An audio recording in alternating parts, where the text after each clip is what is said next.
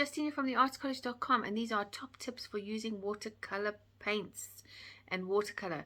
Now I've tried and tested many types. I've tried the cheapest paper to the most expensive paper. I've tried all different paints, from the cheapest paint to the most expensive paint.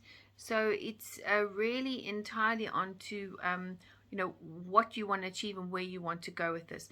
I find for those who are just starting out in their watercolor journey to try and get paper that's not as thick cartridge and a bit more softer, because then it lets the paint bleed a lot quicker, so that you can just get used to watercolor paints. I also recommend if you're going to work with watercolor paints to get the squeezy tubes and not the actual blocks, you know, if you are on a budget.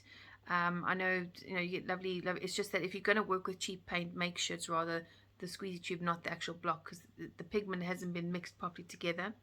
And I do recommend for people to first play with it and explore before they go and invest into their proper paints. Obviously, I love the Winsor & Newton huge pack, and that is a bit of an investment when you're working with watercolor paints. But that's great to get to once you are feeling ready to go for it. What I like about watercolor paints as well is I even have a tear off palette, which means I can squeeze those paints out there, I can let them dry, and then I can just keep reusing them. So it's great to kind of play with different options that you can use for your watercolor paints. Get inspired, start painting.